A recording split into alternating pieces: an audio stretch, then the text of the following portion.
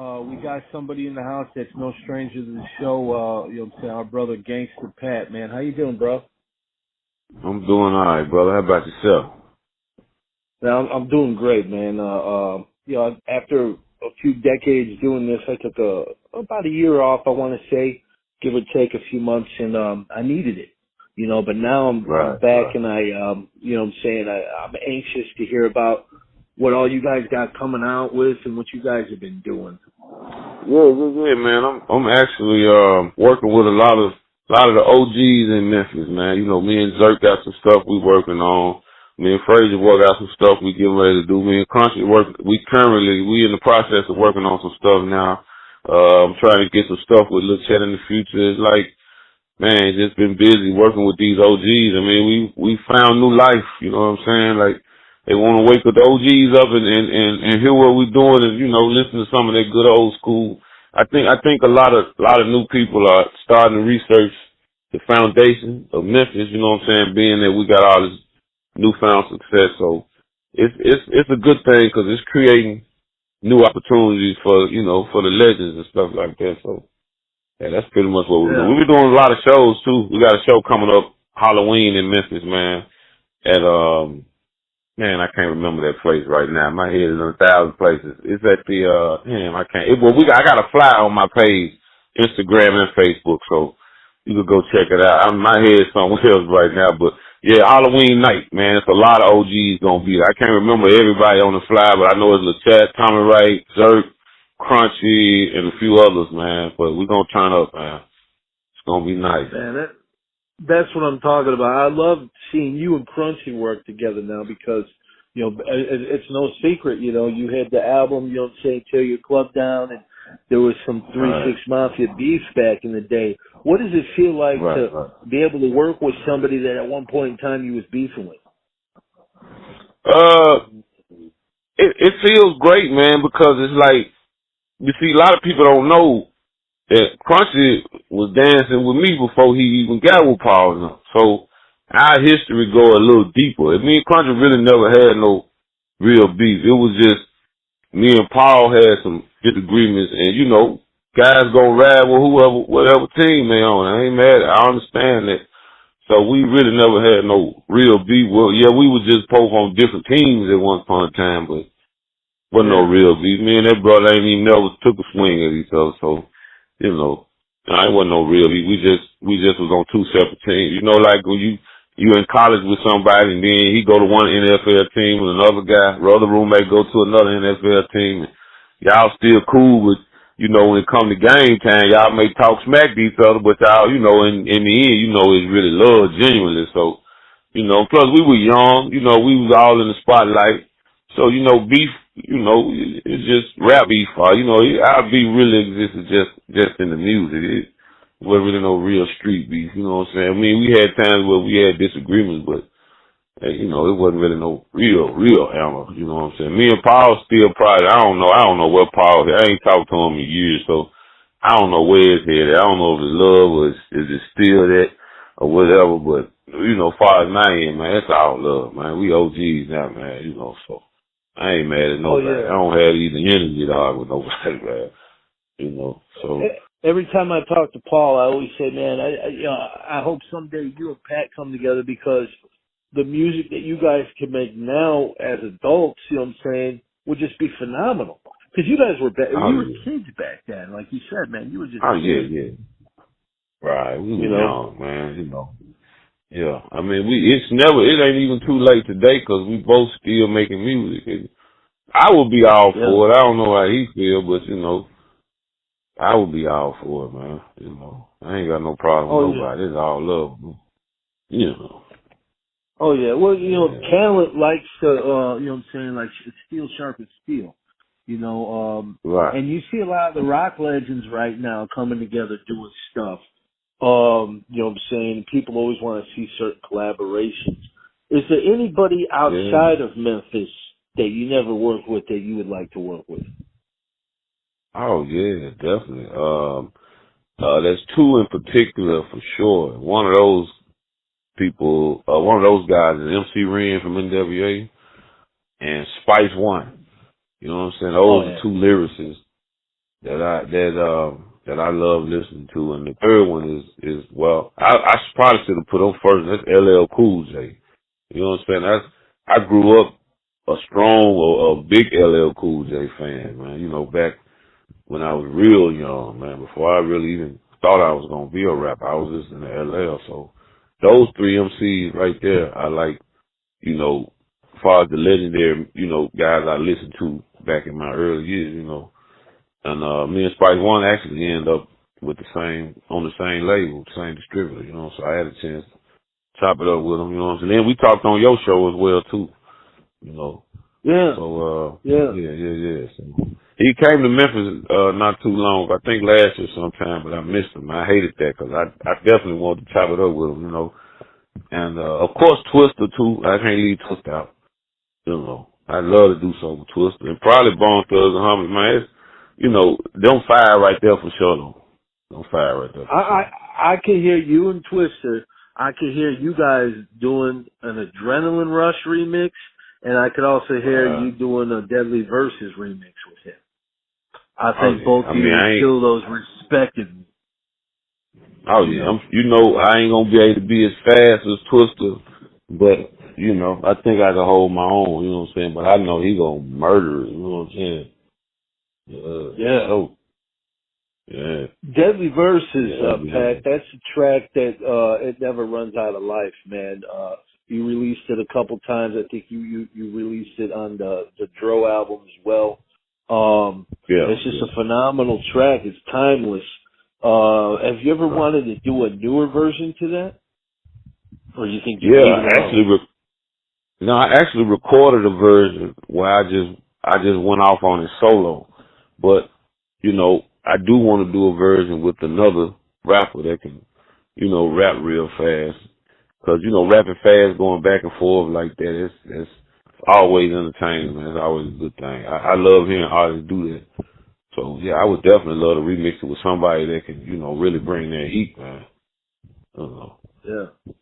Absolutely. So, absolutely. I wish, you know, somebody like a Twister. I mean, I could name several rappers. Tech Nine was murdered. You know, he would probably overkill. You know what I'm saying? There probably wouldn't be nothing left of it. You put somebody like him on there, you know. It's certain artists I know that would destroy. Busta Rhymes would probably kill it. You know what I'm saying? Oh, yeah. Definitely. Certain artists would just destroy it, man, you know. I think C-Mob would. From, I don't know if you're familiar with him, from Indiana, yeah. He done tracks with Tech Nine. He did an album, matter of fact, with Corrupt, a couple years ago. Oh, man. He's really dope. I'll send you some of his music. Yeah, I'll send you some I would definitely want to check him out. Yeah, I definitely want to check him out for sure. Yeah. I know another guy, another legend that you look up to is Shorty B from the Dangerous Crew. That's my dog. One of my favorite man. musicians, man. One of my favorite musicians, man.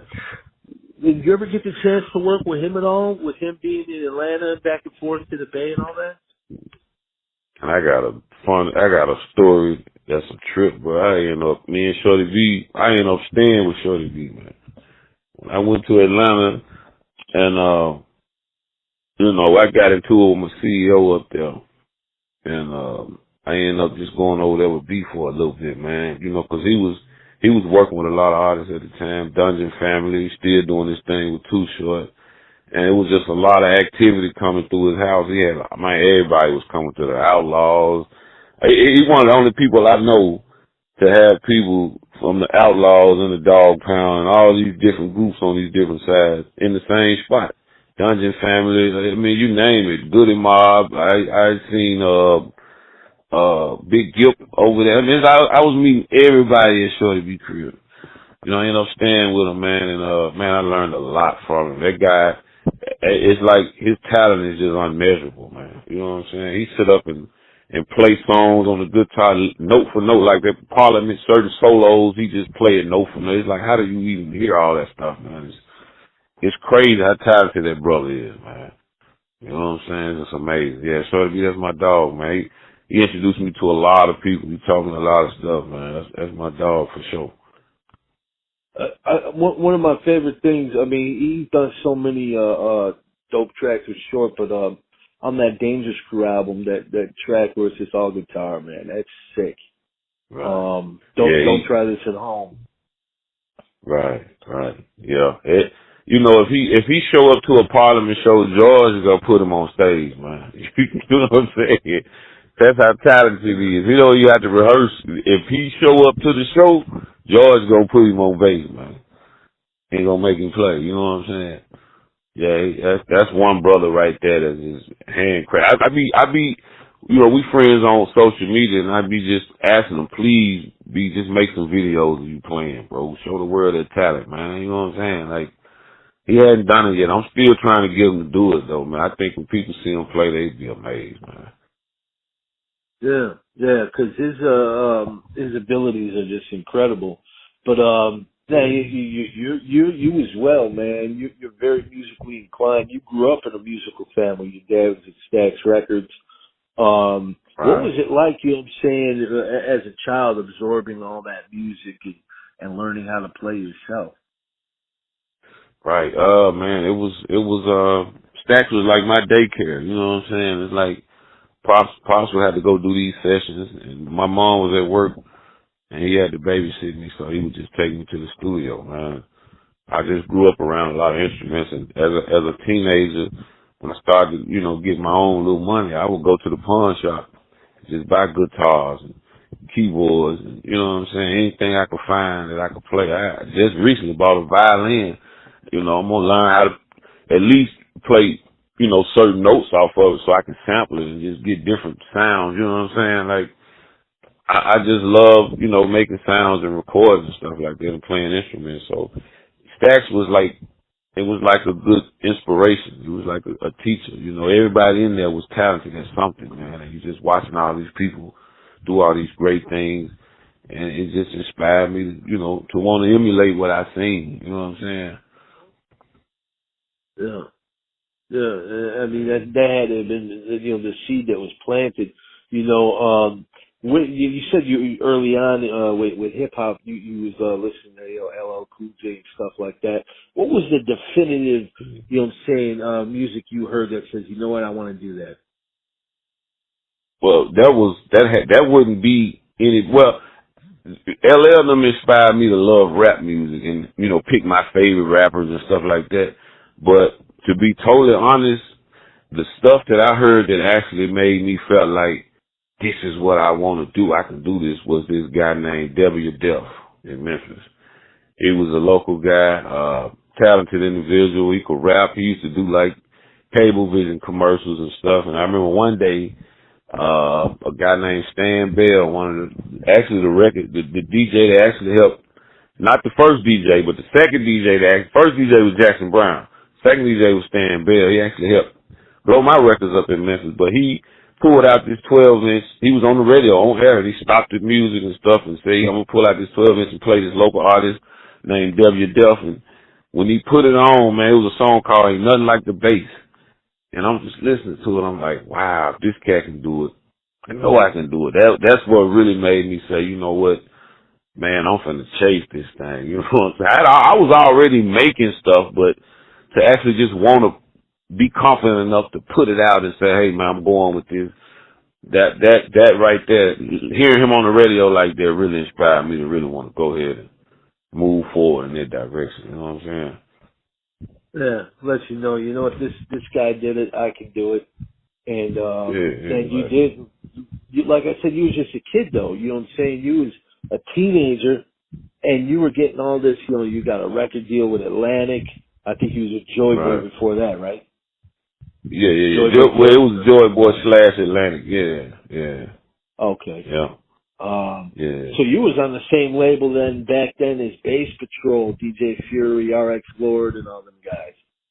Yeah, Disco Rick and the Dogs. I think the Puppies. A few other people, few other well-known artists, man, that ran through them. Yeah. They did okay, but it's funny, man. With that deal and everything, when Atlantic signed me to distribution, they cut the label like $75,000, man. Guess how much of that 75 after writing all and producing all the music? Guess how much of that 75 grand went in my pocket? Probably not much. $2,000.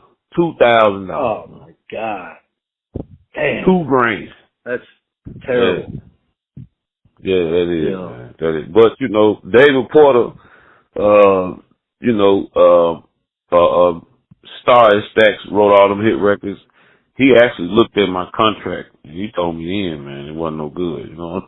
And like they got you, you know. But by that time I had already signed it and already sent the masters off, you know, so they could go ahead and press, man. So but it is what it is, you know, I can't change the past, but I just had to try to make the best of that messed up situation. But a lot of people compare me to artists that have had big money put behind them in marketing and promotion, man. I've never had that.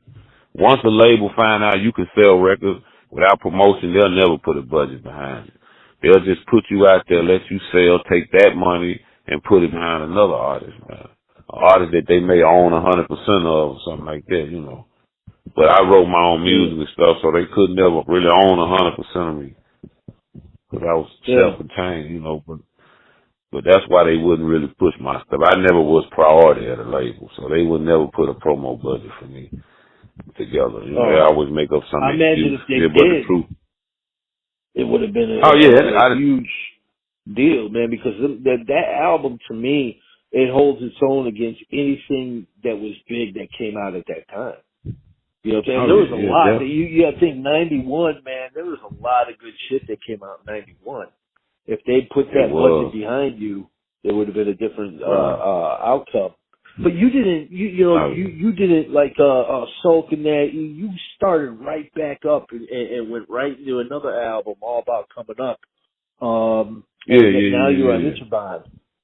The label with MC Breed, and you know, what was that experience like?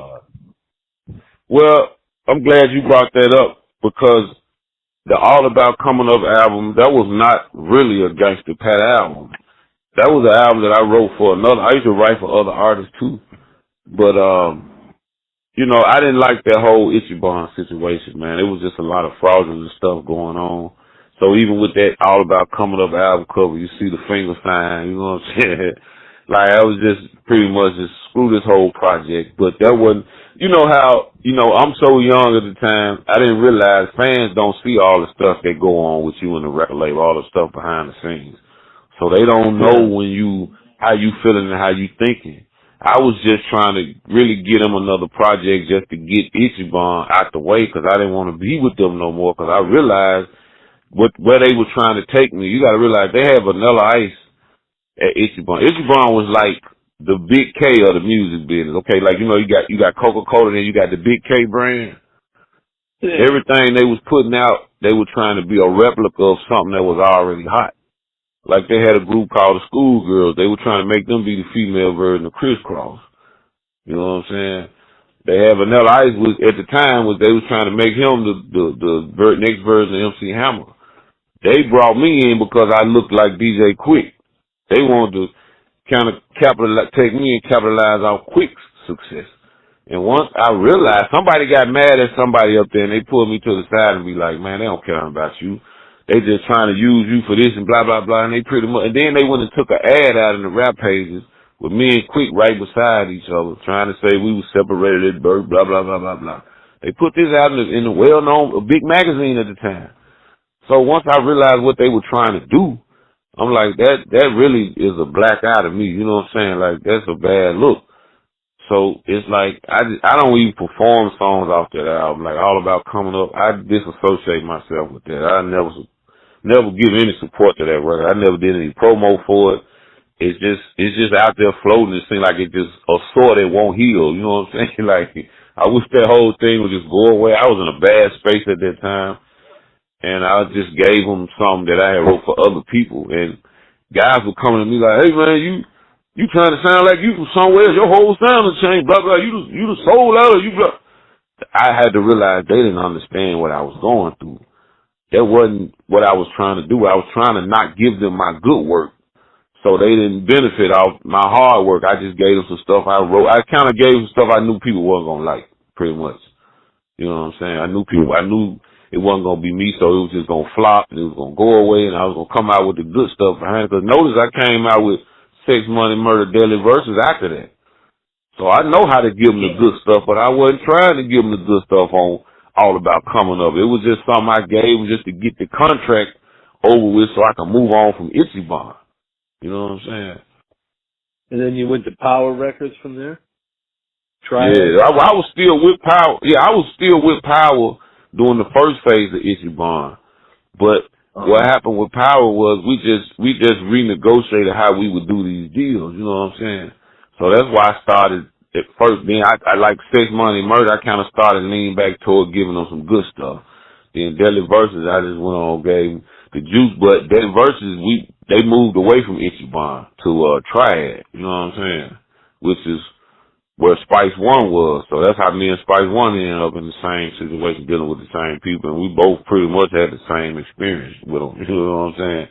And it was good. So, you know, I just wanted to get away from Ichiban at that particular time because I see they were trying to paint me as just a gimmick, a generic gimmick that would fade soon, just an imitation of somebody, and I knew I had more to offer than that, you know. So y'all trying to promote me based off DJ Quick's success, which that was real messed up. Because now y'all got trying to make me look like I'm trying to imitate him, and which the record that I cut was for LA artists, so it sounded West Coast. So they wanted to change my sound anyway. So when I was letting them hear all kind of music, so somebody was like, "Hey man, why don't you just re-record some of this stuff right here?" Just like the CEO of Power Records, he gave me this record I remember called The Wrong Day. You picked the wrong day. Had this Nate Dogg sound and hook on. It was so West Coast. I'm like, I can't do that shit. That's not me, bro. Y'all trying to make me do something that's not me, but at the same time, I'm thinking I got to do something. I don't have no deal. If I don't put no music out, I'm just gonna fade away. So I was just in a rough space at that time. You know what I'm saying? Yeah, yeah. You had to get out of that situation into something that was better for you. But you know, Deadly Versus comes out, you know, and then eventually, I believe you came out with The Story of My Life after that. That was straight Red Rum Records. Was that the first thing you did for Red Rum Records, or did you have the I Want to Smoke single? Didn't you put that out first before anybody else put it out? Yeah, I had I Want to Smoke on Red Rum first, but when I put that All About Coming Up out, that material right there, that was another situation where I just needed a record, an album at the time, and I had a lot of songs written, and I just threw something together right. I ain't gonna lie. Story of My Life really just something that I had to throw together right quick just to fulfill a distribution obligation I had. Because I had to throw together, you know what I'm saying, a couple of records, and then Show You Grill, kind of the same way. I didn't really get fully back into myself until I got to the Dro. You know what I'm saying? Which was years later. That was in like 2004, I think, somewhere around that time. Yeah. But that was, you know, one thing I learned, man, your listeners and fans, they don't know where you at mentally. You know, I mean, they may know more now with newer artists being that you got the internet so people can post how they feel and what they're going through. But back then, we didn't have no internet. You didn't really know what your favorite artist was thinking and going through unless you went to their show and they spoke out or something like that, or, you know, you seen them somewhere and they talked about it, but it wasn't no internet, so you didn't know how people was feeling and what they was going through. And I made the mistake of putting music out there, you know, based on me being in a bad situation and just throwing them something just to get out of it, and they taking it, promoting it like it's something I really want people to hear, you know, and that's confusing to the fan. And they have asked me sometimes, why your style changed so much? It wasn't that I was changing my style to try to, you know, impress or you know, change just to be changing. It was just, I know what works and what don't work. And certain albums I was intending to fail. Yeah, I wanted to fail. I knew this sound like me. I knew people weren't going to really ride around and bump, you know, which it's probably messed up to do that to you. It's self-sabotaging your own career, but when you in these messed up situations with this paperwork, you really don't want them people to benefit off you and give them your best work. You know what I'm saying? You want to try to save your best for when you get in a position where you can be independent. And that's just all I was trying to do. Yeah. Yeah, and you ended up, you know what I'm saying, putting on a lot of albums, Red Rum, Right. yourself. You know, I imagine it Right. felt better to have total control than to have these labels try to push you into this direction or that direction where you don't want to go. You know, Right. Right. Yeah. that had been a blessing for you. Um, Oh, yeah, 'cause I remember they even put out an album with you and the DFC, but that wasn't nothing that you were behind or authorized, was it? no, that's the CEO of Power Records and his little schemes, man. Just trying to milk every little dime out of everything. You know what I'm saying? I know the DLC. They're my homies, man. You know, Al and Terrell and them, but that ain't something we sat down and just chose to put together. That's something he sat down and put together and conjured up. And we talked about that. I hollered at them guys some years ago about that, and you know, we pretty much agreed that he just being greedy and he just trying to get over, man. You know what I'm saying? So, you know, but we cool. I love the DLC, man. Them my dogs. I ain't seen them in a while, but I love them brothers, man. Breed, R.I.P. to Yeah. Breed. Shout out to Boo Boo Breed. Man, hey, man, I love them folks. I went on the road with them cats, man. I learned a lot. We learned a lot together. You know what I'm saying? So they like family to me, man, for sure. Yeah, I was going to ask you if you had any memories of MC Breed you'd like to share because you know what I'm saying, you guys knew each other for a while. Yeah, man. I used to hang out at Breed house, man, and Breed, one of the first rappers that just really that had a deal. That I met and already had a deal, already had a video on MTV, was already touring. You know what I'm saying, with big name artists and shoot, man. When I met him, we just clicked. Man. He was like, "Shoot, man, come on in. You can come on with me. I got you. I'm gonna let you open up for me." Blah blah blah. You know what I'm saying? And he let me come out right before he went on. You know, and that was just a Oh, blessing, wow. man. Man, that man opened up his home to me and my crew. Every time we came to Atlanta, we ain't had nowhere to stay, we could go to Breed House. You gonna shoot ball, let you barbecue, let you go work on your music, do whatever, man. And a lot of people, a lot of artists stayed with Breed. Like when Short first came down to Atlanta, I think they was working on his house. He was over Breed House. Daddy Faye was over there working out. You know, the DOC, I seen the DOC over there one day. Warren G, it's like Breed was one of the first rappers whose house was just open to a lot of MCs, a lot of well-known MCs. So yeah, Breed was Yeah. definitely the dude, man, back then. Back in them early mid '90s, man, Breed was on fire, man. So, Yeah. and Yeah, then when he went to bootleg, jail, when he got down, go ahead. no, I was just gonna say bootleg from the Dayton family was telling us about, you know, all the times we go over to Breed's house and you didn't know who was gonna be there. Yeah, Breed had everybody coming through there, man. And don't you know, I went and seen him do a show in Flint, Michigan, and you know, they kind of treated him messed up, man. They cut the lights on while he was performing. You know what I'm saying? I'm like, damn. That's kind of like how it is for me in my hometown. I mean, I get love now, but back in them days when I was hot, man, it was a lot of hate. You know what I'm saying? I was like, man, that kind of remind me of being back home. You know, that's some shit they probably would have did to me before in Memphis, man. Back in them days, you know, it's a lot better now. But back then, yeah, I think it was just jealousy, man. You blow up, some people gonna like you, some people gonna hate you, man. But yeah, Yeah. Breed was definitely a phenomenal talent, man, for sure. Oh yeah, definitely, man. Gone way too soon. Just imagine what he could have Yeah. put out over the years. You know, if he'd still be with us. Yeah, But yeah. he definitely he was a trendsetter too. You know, he helped kick it Right, off for the right, Midwest. Um, you right. know, and really did a lot of big things. But I remember seeing Yeah. pictures, you know, on the internet of you with Ice Cube or you with the Ghetto Boys. You know what I'm saying? Right. In the early days, like I guess you guys did shows and stuff. You have any Wild Bushwick Bill stories from back then? Well, the only I met Bushwick a few times. Bushwick actually moved to Memphis for a short time. I seen him at the store one time, and I took him back around to his crib. So yeah, a number love with Bushwick, man. Number more good stories, a lot of Rest in laughter. peace. We was in a restaurant. Yeah, we was in a restaurant one time in Houston, man.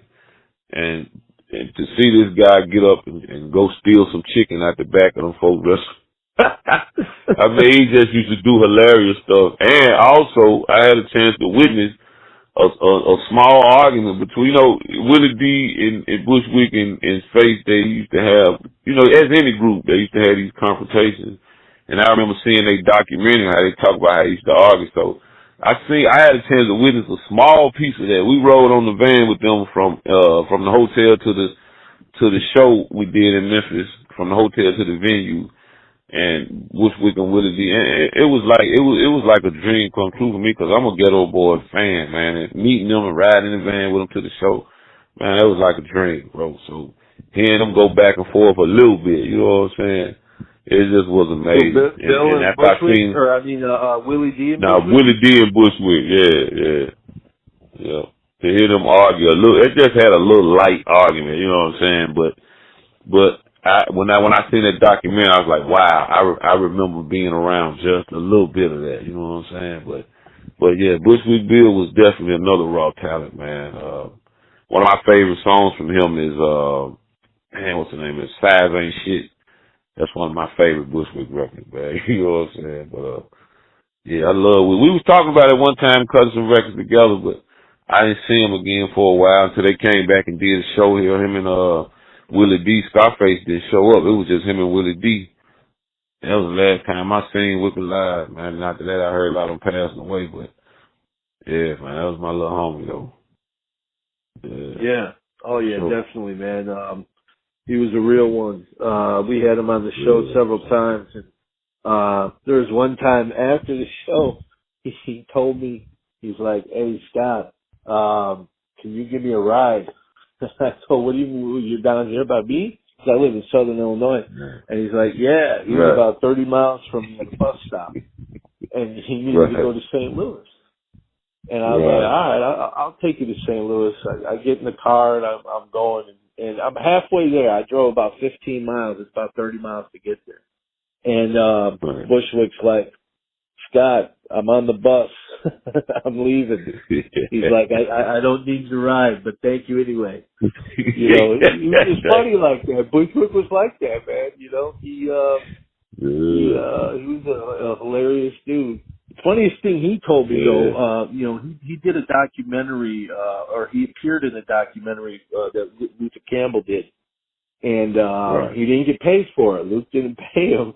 So one day they were at a restaurant somewhere, and he ran up a tab, and he knew where his hotel room was. He charged everything to his room. I don't know how much it was, but he stuck him for a pretty good bill. But shout out to Bushwick, man. What about Ice Cube though? Did you do shows with him? I saw pictures of you guys.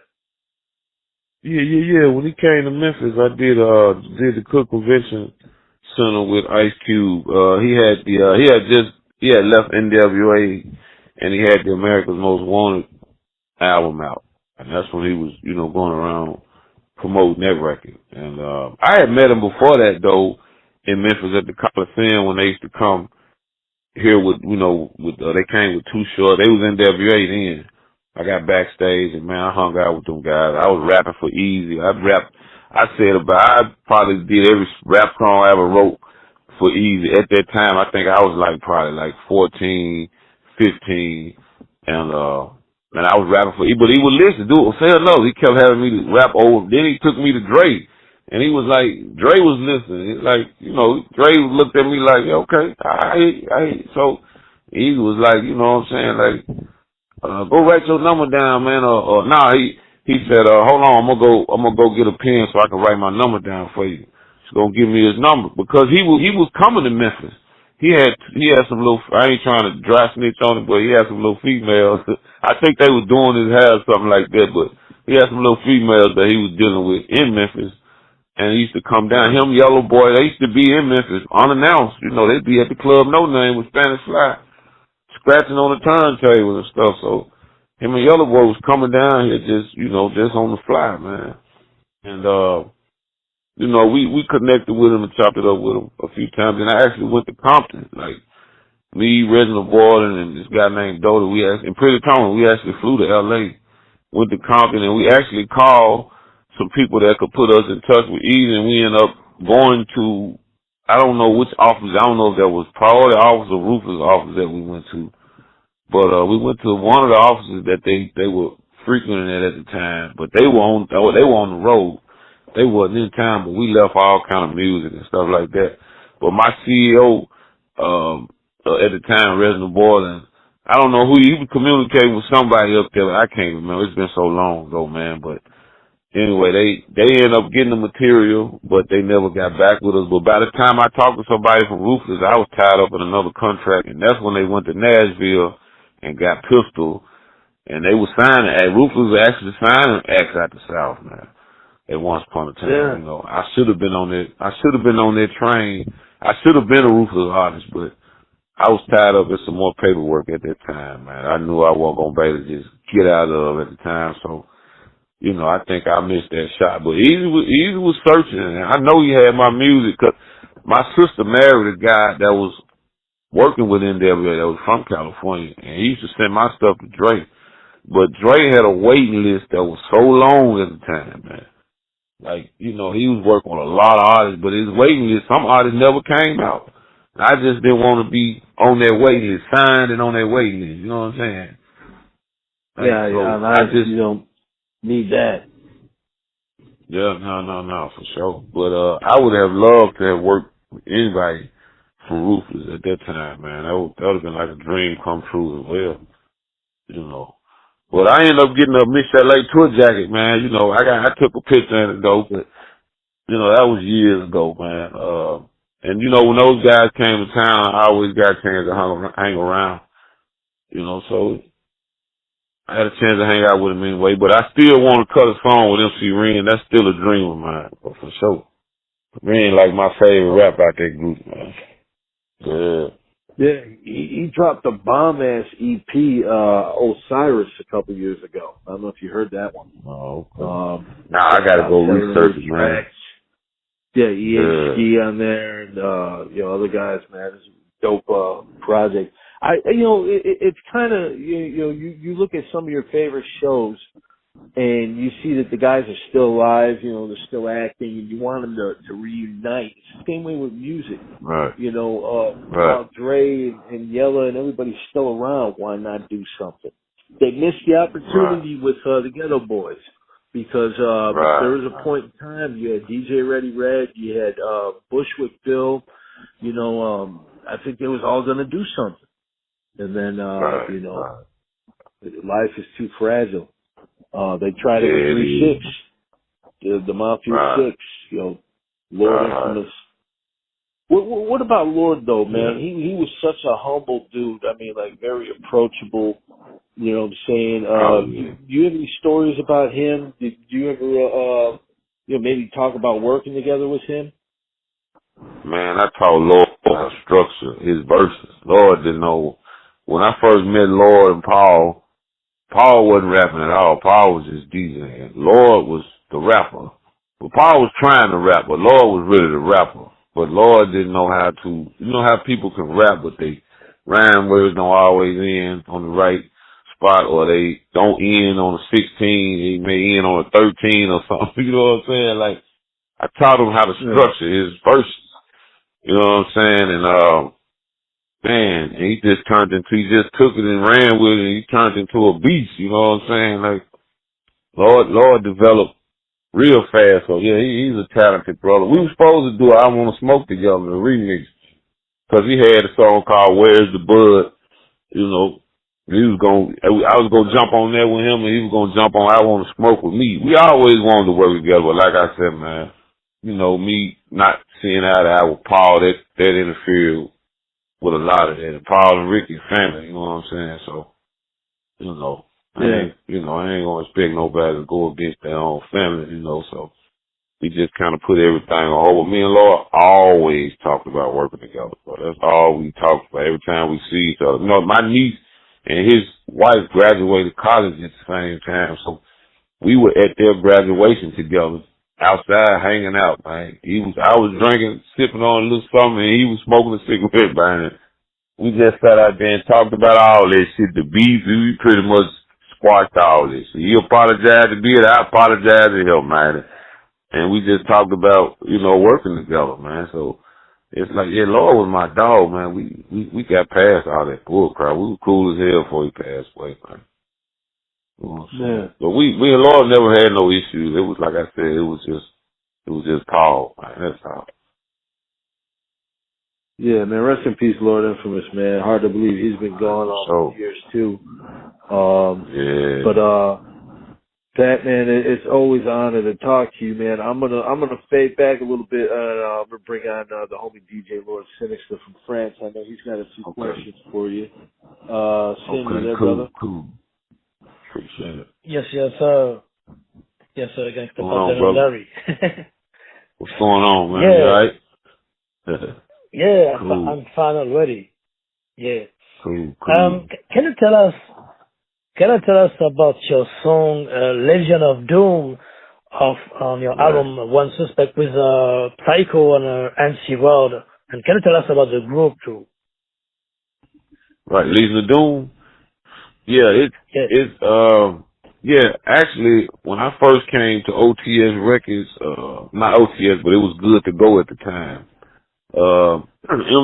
MC Rod and this DJ named Slice T, they were already with the record label. So I was coming in, I was the new guy coming in.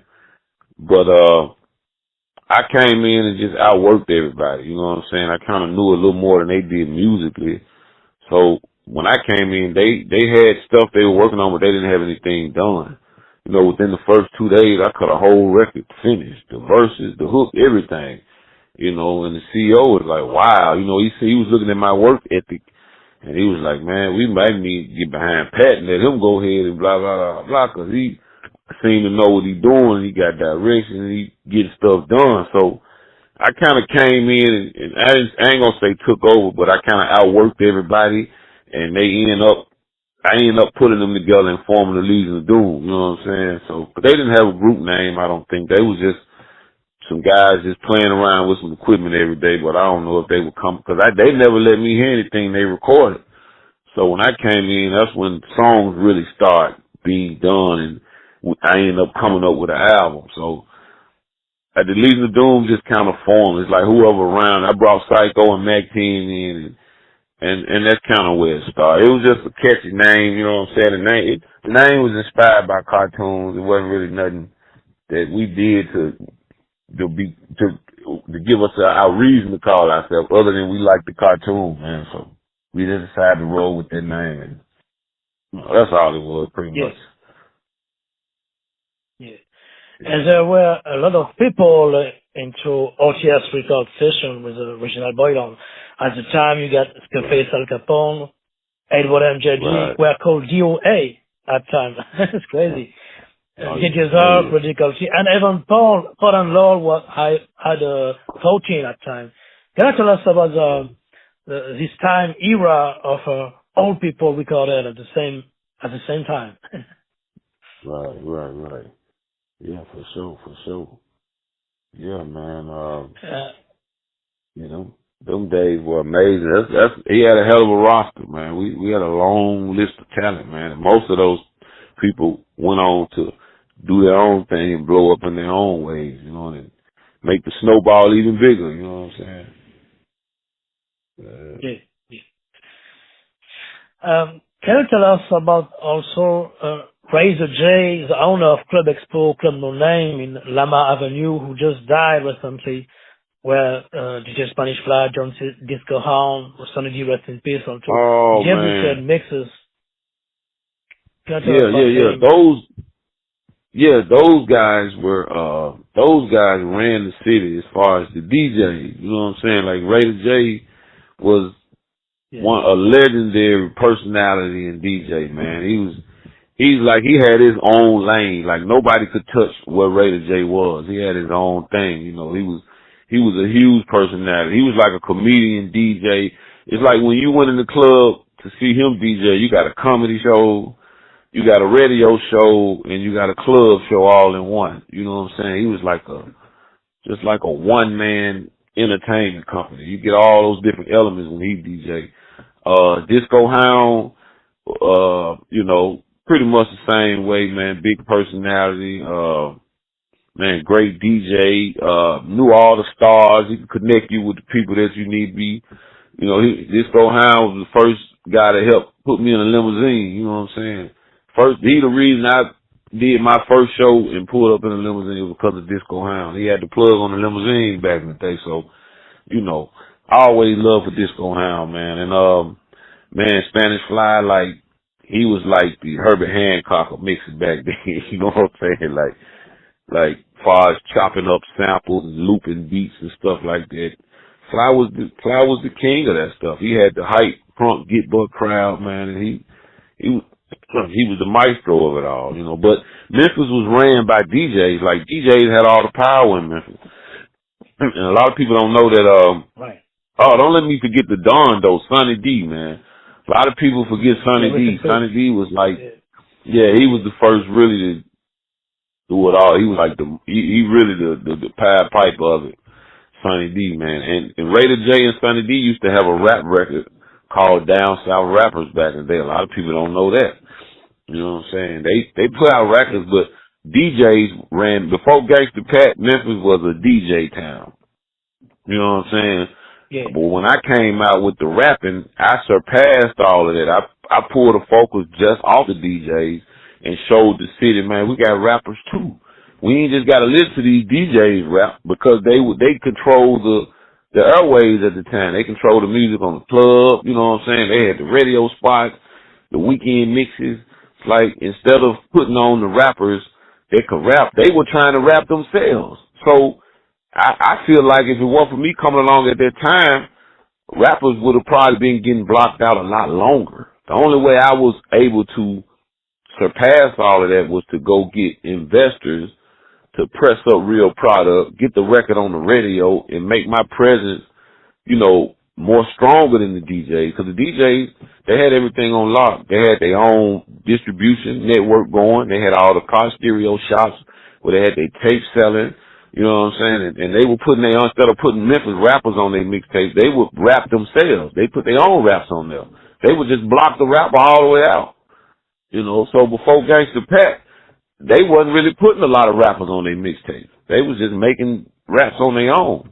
But when I came along, they had to acknowledge me because I was on the radio, you know what I'm saying? I was doing shows, it's just my presence was felt. Then once I got that Atlantic distribution, it's like, and then that video started hitting the airwaves, it's like, oh, okay, we got to deal with him now. We can't ignore him. We can't push him to the side like we did all these other rappers. Because there were guys before me, they just had no opportunities because there was no support for them. You know, because the DJs wanted all the spotlight. Like I said, Memphis was a DJ city before Gangsta Pat, you know. And they probably ain't gonna admit that, but that's what it was. They blocked the rappers out, man. I had to create a lane for us to flourish because wasn't no, you know, you had rappers that was in there trying to rap, but wasn't nobody support them. They wouldn't take their record and make sure they play it all the time and promote it and put it on their mixtapes and blow it up. That didn't start happening till I hit. You know what I'm saying? But now it's different. Now rap runs the city, you know. We still love our DJs though. Our DJs still here, but they just ain't gatekeeping like they used to. They got to let the rappers through now. Yeah, it was a time when you got Memphis Get Buck Sound and you got the New Orleans Bounce with the DJ Jimmy or where they at Right. T.T. Zucker, MC Herb. And also you got Freak Master, Give Me What You Got. And also he was big at time in '92, and of course DJ Just Born in Club Expo Club name was there, and later be known with the Skitty Pink One Love to Live. And I was over here in '95. It was crazy. It was crazy Club name Club Expo. Yeah. And Evan Cool G came over here. He tried to buck and jump at time. Right. Yeah. In the club, you was in there. You was there that time. You said when LL came and tried to gangster walk on the floor. Yeah. Wow. Yeah. And you got also at time Al the Bandit, Captain C, Chili T, Fishbone, was local DJs in Memphis. Yeah, yeah. But I remember outside, Fishbone, man. out, yeah, yeah. And Yeah. even You remember 10, the King Tubby Posse? yeah, I remember that. But Yeah. 10 years before, in 86, 87, the Boban family, Ronnie Woods, who did the bug jump, in fact, you know that. Right, yeah. They started Yeah, the yeah, yeah. drum You buck remember sound. yeah. I remember that. You is also used to be a rapper named Kenny Upshaw. They used to call him the microphone devil. He had a song called Uplift, and then he had another song called Alphabet Love. You know what I'm saying? Larry Bovan was the CEO of that. They had some 12-inch singles pressed up. That was a record that was out in Memphis back in them days too. I was in junior high when that record was out. Yeah, yeah, Yeah, so yeah, there were rappers around way before me. They couldn't break through the DJ barriers. You know what I'm saying? DJs had it on lock, man. So, cause yeah, I remember my CEO used to pay Spanish Fly to play my record in the club, and he used to get mad at Spanish Fly because he said Fly play most of my record. He wouldn't play it all. He'll play only up to a certain point. Then he'll slide his record in all loud, and you know what I'm saying? Try to, make his record drown mine out. And he used to get mad because he was like, I was paying Fly to play your stuff, man. I wasn't just asking him to play it. I was paying him to play it. And then he throw his stuff on behind it to try to drown it out. You know what I'm saying? So, I remember my CEO complaining about that. So yeah, Memphis was definitely DJ. He ran by the DJ for sure back in them days. yeah. And outside of Club No Name Club Expo, you got Studio G, of course, aka the Mohammed Ali Oh Theater in right, 380 Bill Street, and right, 21 Century Youth yeah. Club with a DJ Sound, who was at the time mixing too. Oh man, you been doing your research, man. You brought up 21st century. Oh my God. Yeah, you've been doing your research. That was like you, you, the place where, if you was trying to be a rapper, DJ, or a dancer, or whatever, that was a place you could go and exercise your talent, man, and they would welcome you in. You didn't need no money or nothing. All you needed was the will to perform and do some music. So 21st century was a launching pad for a lot of us, man. We consider that, our first home, you know what I'm saying, musically for the young generation yeah. of that time. Yeah, that was our first home, 21st century. That's where we was able to really develop our skills and stuff, man. So And even Crystal Palace with DJ Juicy J, who started mixing, in yeah, fact. Crazy. Yeah. for sure. Yeah. Can you tell us about your song "Stay Away from Cali" from your album All About Coming Up in '92? Right.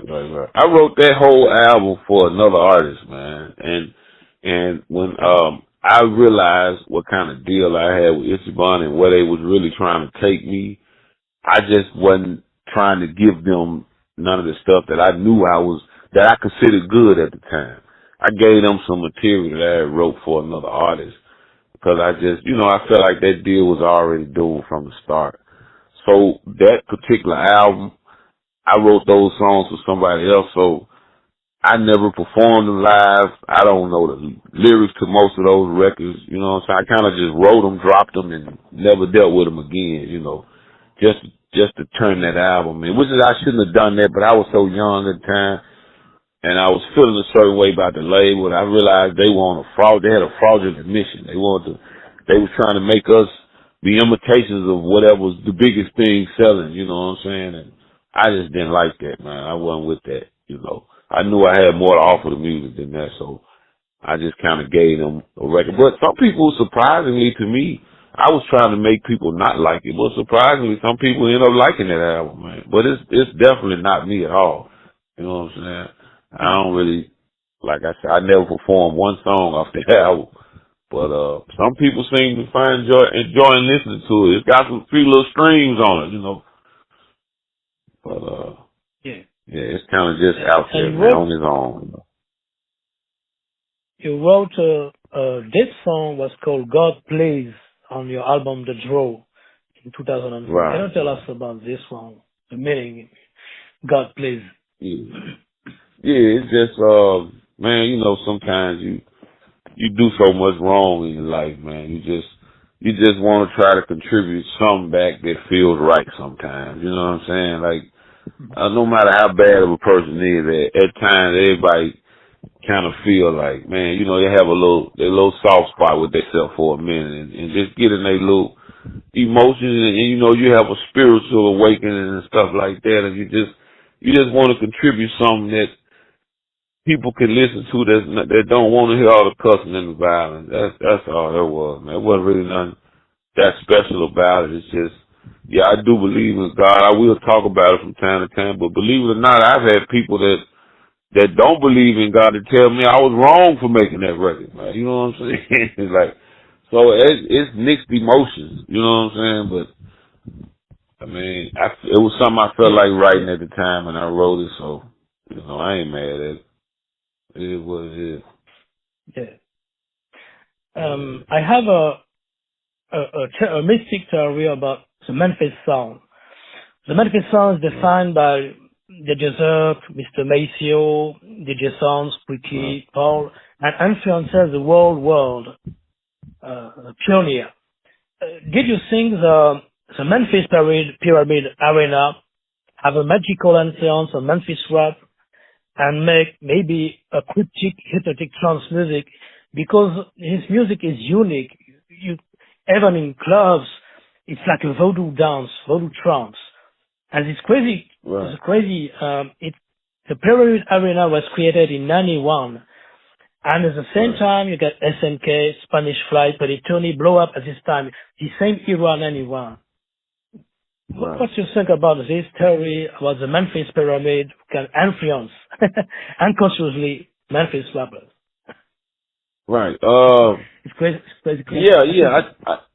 I think Memphis do have a certain type of energy here that could be in the low frequency. You know what I'm saying? I get what you're talking about with that kind of hypnotizing. You know what I'm saying? I get what it's like when you used to watch the Indian man play the little flute and the snake come out the barrel and he just hypnotizing the snake. There is a such thing as that floating around the city. Whether it's connected to the pyramids, I don't know. That's ironic that you said that because, yeah, when they built that pyramid, there's a lot of stuff started going on around here that was kind of strange. But also, Alex Jones was talking about the skulls that were hidden in the top of that pyramid, too.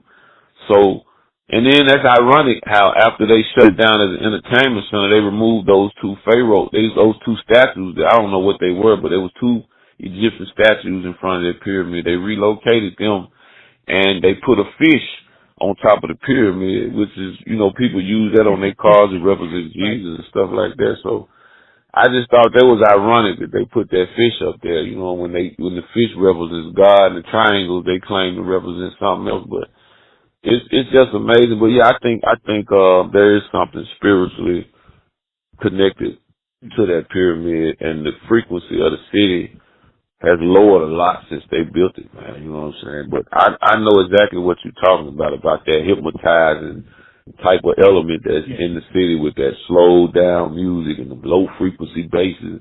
Because a lot of people don't realize that's why all the evil energy happens in them low frequencies, man. That's why I think that they boosted the bass in rap. Because, you know, when rap first came out, Curtis Blow, Run DMC, the bass was hidden, but it wasn't in as low frequency as it was. I remember when Too Short started coming out and they started boosting that low frequency in his music, that bass, man, it used to be so many fights and stuff happening at them Too Short concerts back in them days.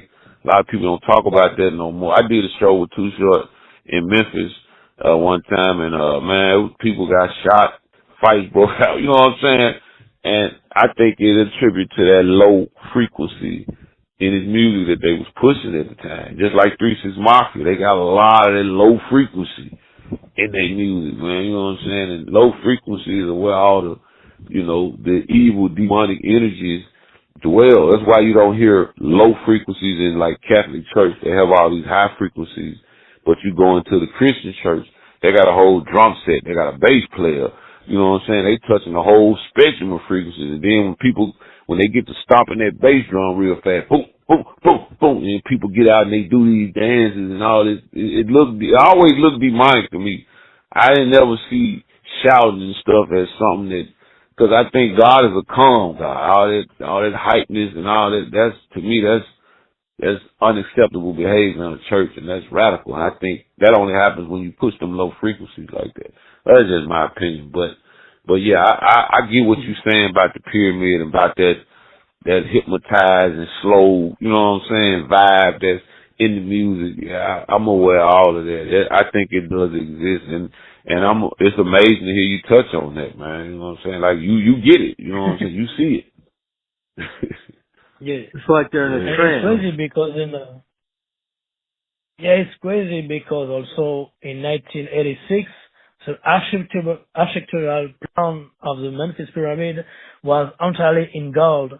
At the first time, it was entirely in gold, and finally they do in glass. Right. I don't know if Cause do that. yeah, when I shot my first video, I'm the Gangsta, it was half built in the video. You could see it was under construction then. You know what I'm saying? That's how long ago that video was 91, shot. right?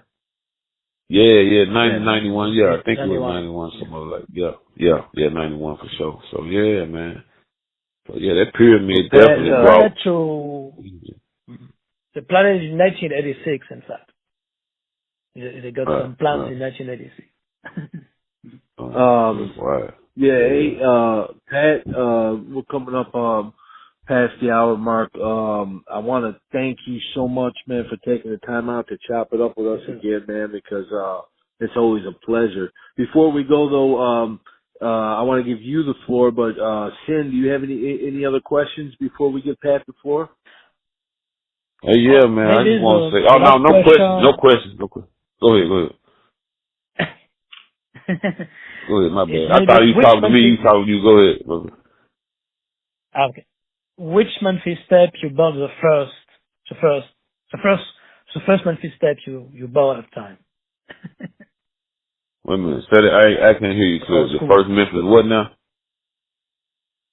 Yeah, the first Memphis tape you bought at time. In Memphis history. The first rap tapes I bought in Memphis, old school. You mean like local artists or local artists? Yeah, local. Yeah, local. Yeah. Okay. First tapes I bought, it would have to be the mixtapes because when I started buying tapes, wasn't no rappers really out then. So it was the Spanish Fly tape, the Raider J. Raider J had this tape out, this comedy tape out, man, called Motor Mouth for the South. It takes stuff like that. That was the local stuff we was listening to. It was pretty much mostly mixtapes. The Spanish Flies, the BKs, the Zerks, you know what I'm saying? Those were pretty much first local music I was buying. Yeah. There were a group who did a tape, was crazy. It was Trauma Center Killers from G-Lock production. I think you know this group, maybe. Trauma Center Killers, do you know about it? No. It was Trauma Center Killers with a G-Lock Trauma production. Center Killer? Nah, I can't remember. That. That name sounds familiar, but I can't remember. It's been a minute, man. That's been a minute. But yeah, I'm sure it was maybe there's some other people's out, but I was just only aware of the DJs at the time. Yeah. Okay. Oh yeah. But yeah, man, I definitely appreciate you. Before we go, man, I want to give you the floor, man. If you got any projects coming up, anything you want to let the people know, brother, it's all yours. Yeah, we just doing shows right now. I'm working on some new music. I don't know what I'm gonna call this project yet, but it should be dropping. I may just wait till the first of the year to drop it, but yeah, I'm coming out with a new project, man. You know, I ain't trying to be, in the spotlight again. It's just a few people that still want to hear some of my ideas, and I'm just gonna feed that demand. That's all, and just share some good music, man. That's all I want to do. And love to everybody. Shout out to the whole Memphis. R.I.P. Gangsta Boo. R.I.P. Dolph. R.I.P. Big Zook. Man, just shout out to Memphis, man. I love my city, man. Hey, man, love to everybody. And thank you, Prez, for having me again, man. It's been a pleasure as well, man. Man, keep doing what you do, brother. If it weren't for you, a lot of us wouldn't even still be around, man. A lot of us been forgotten about. You keep us alive, brother, and I thank you for it, man. Man, thank you, brother. That means a lot, man. Yes, sir. Yeah, appreciate that. Hey,